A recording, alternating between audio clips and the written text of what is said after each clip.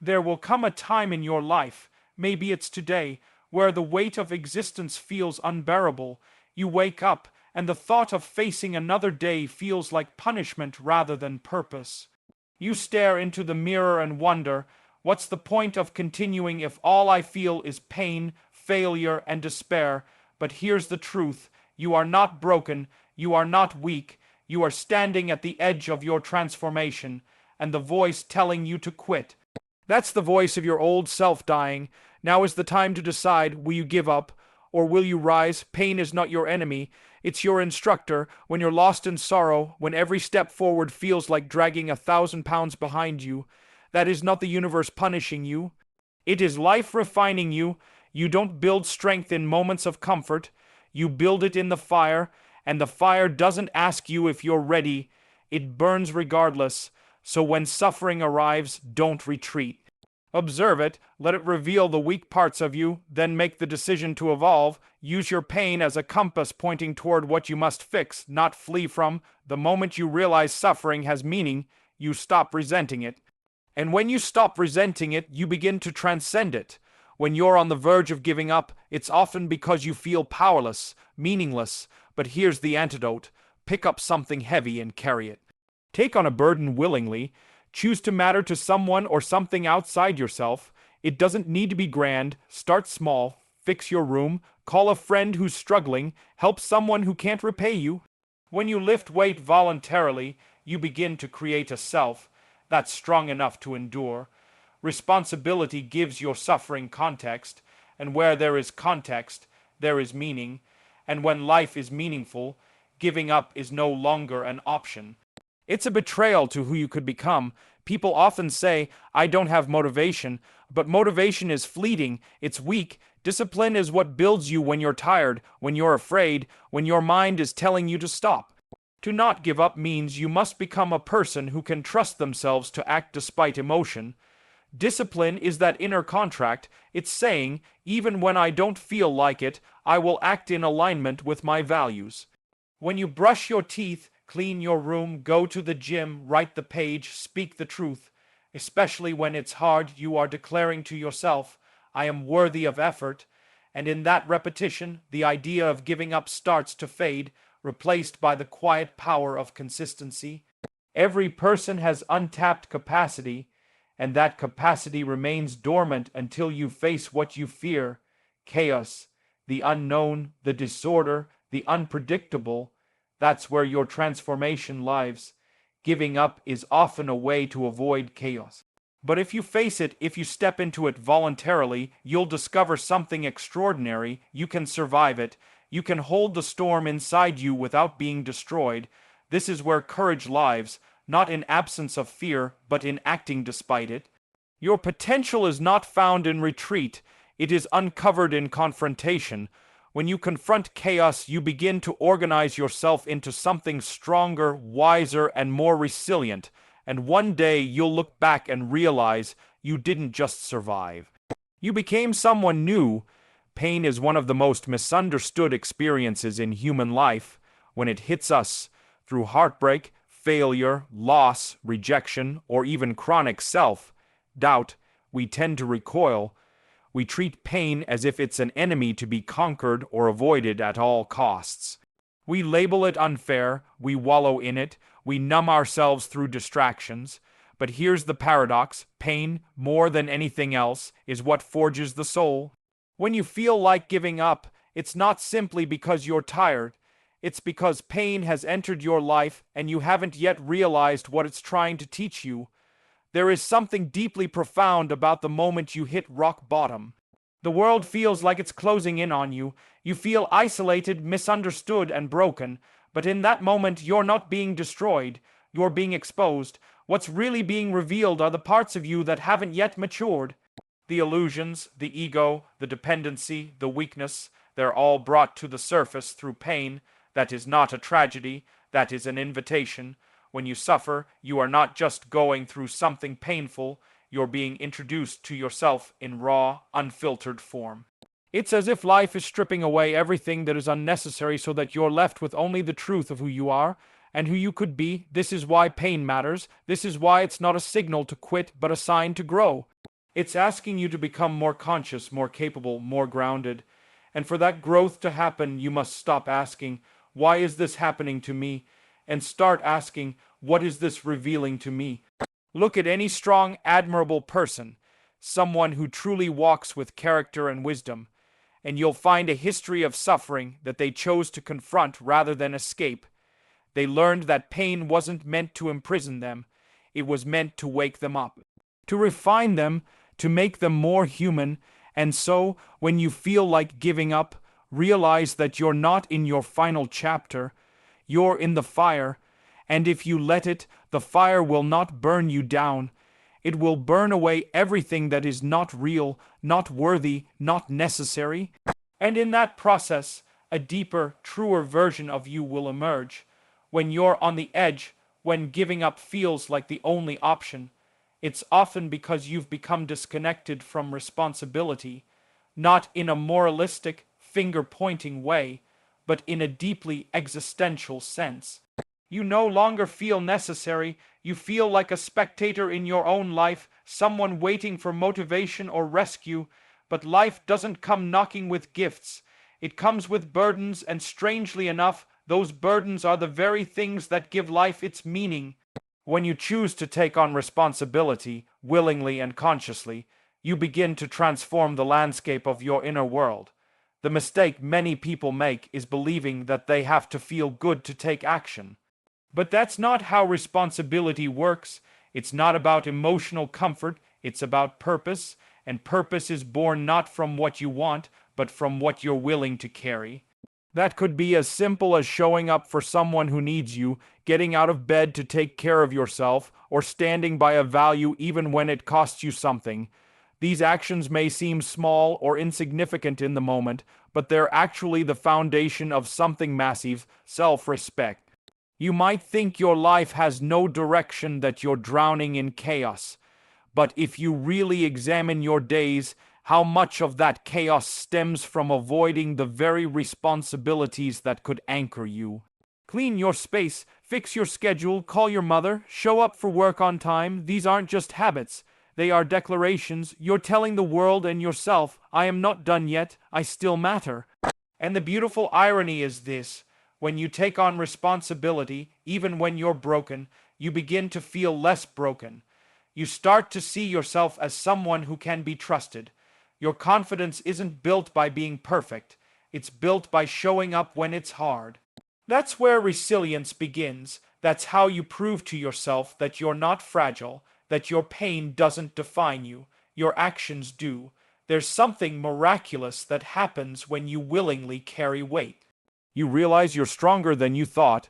You start to reshape your identity around the idea that your life has meaning, and that meaning is found not in escape, but in effort. So when you feel like giving up, don't ask, what do I want?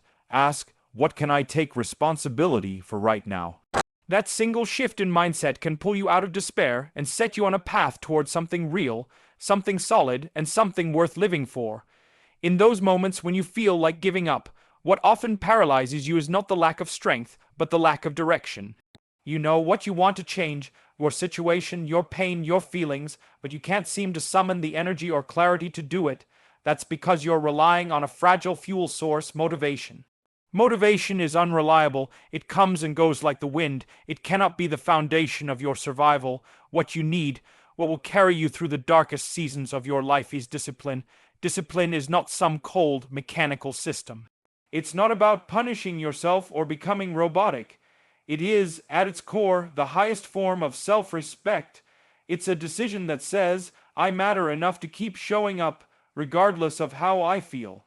In a world that constantly tells you to follow your heart, listen to your emotions, and wait for inspiration, discipline goes the other way. It asks you to act first and let the emotions catch up later. Because more often than not, they do. The person who chooses discipline over comfort is not someone who lacks emotion. They're someone who understands the power of alignment. Discipline is about aligning your actions with your values, not your moods.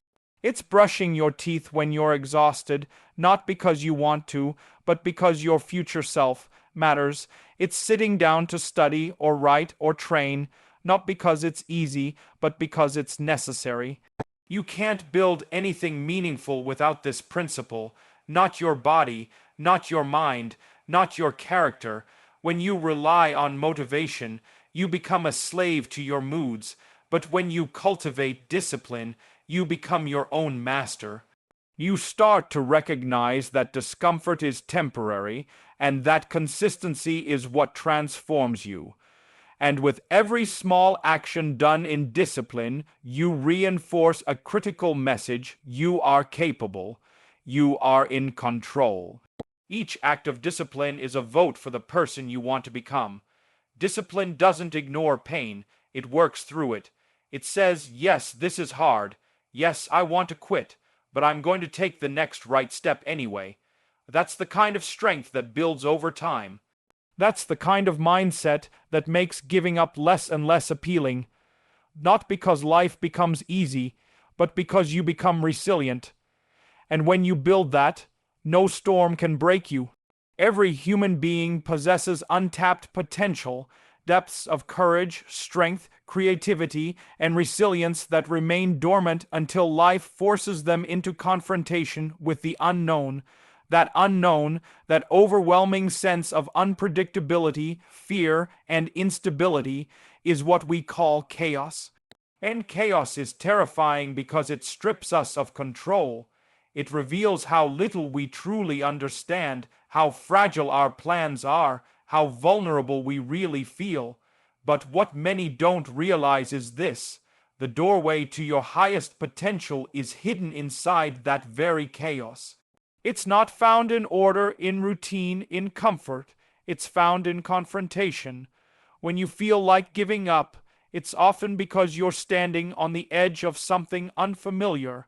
A divorce, a diagnosis, a failure, a heartbreak, or even an internal breakdown that no one else sees.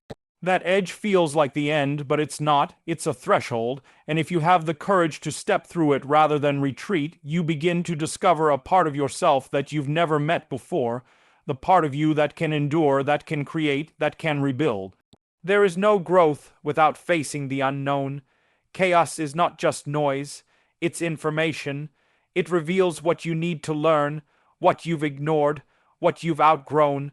It brings you face to face with your limitations, but also with your buried strengths. And yes, that process is painful, it's destabilizing, but it's necessary. Without stepping into chaos, you will remain locked inside a smaller version of yourself, a life defined by avoidance, not aspiration. People often try to numb themselves when they're overwhelmed. They hide behind distraction, addiction, denial, but chaos doesn't disappear when you avoid it. It grows in the shadows. The only way to shrink it is to confront it. Bit by bit, day by day, you stare it down and say, I will not be ruled by fear. And something incredible happens when you do that. You change, you begin to organize the chaos, not just around you, but within you. And in that process, you begin to build something stronger than control. You build competence and confidence. Eventually, you look back and realize that the moment you wanted to give up wasn't your breaking point, it was your becoming point. That's where the real story began, not when life was easy, but when it was brutally hard, and you faced it anyway, because that's where true power lies. When you feel like giving up, it's not a sign that you're weak, it's a sign that you've reached a turning point. Life, by its nature, is hard. It's unpredictable, complex, and often cruel. But within that struggle lies your invitation to become more than who you are today. Every pain you've felt, every obstacle you've encountered, and every failure you've endured is not random. They are a summons to awaken, to rise, to make a decision. Will you give in to despair, or will you answer the call to grow stronger, wiser, and more purposeful? The world may not hand you hope, but it will offer you a challenge, and that challenge, if you embrace it, will change you forever. Suffering, though unbearable at times, is not your enemy. It is your sculptor. It carves away what's inessential, exposing the core of who you truly are. The agony you feel, the weight on your chest, the loneliness you can't describe, those aren't punishments. They're opportunities, they are raw material for transformation, but only if you refuse to be defined by them. You must decide that your story doesn't end at the breaking point. That's where the real story begins. That's where courage is born, not in avoidance, not in comfort, but in the confrontation of chaos, carried with discipline and forged in responsibility. Taking responsibility, even in your brokenness, is an act of rebellion against helplessness. When you voluntarily pick up a burden, no matter how small, you begin to reclaim your power, you stop waiting to be saved, and you become someone capable of saving. Discipline then becomes your anchor. Not the kind that drowns you, but the kind that steadies you when everything else is in turmoil. You act not because it's easy, but because you matter. And through that action, repeated daily, you begin to believe in yourself again, not in some grandiose external way, but in a quiet, undeniable truth. You can endure, you can create, you can change. Ultimately, the moment when giving up seems easiest is also the moment when rising will mean the most. And in that decision, not to quit, not to retreat, but to take one more step, you write a new chapter in your life. One marked by inner strength, not external circumstance. You're not here to be perfect. You're here to be resilient. The battle is not against life, it's against the part of you that says you're not enough. But you are, and the proof is in every moment you choose to rise when the darkness tells you to fall. Keep going. You're becoming who you were always meant to be. Thank you so much for taking the time to watch this video and invest in your growth. If this message touched your heart, helped you shift your mindset, or gave you even a spark of strength when you felt like giving up, then it's done its job. Your presence here means more than you know. Every like, share, and comment helps spread this message to someone else who may be silently struggling right now. So if this resonated with you, don't keep it to yourself. Be a part of someone else's turning point. Make sure to like, comment, and subscribe if you haven't already. And hit that notification bell so you never miss out on future videos that speak directly to your soul and your strength. Until next time, stay grounded, stay disciplined, and above all, don't give up on yourself. You matter, you're needed, and your best chapters are still being written. Thank you, take care, and goodbye.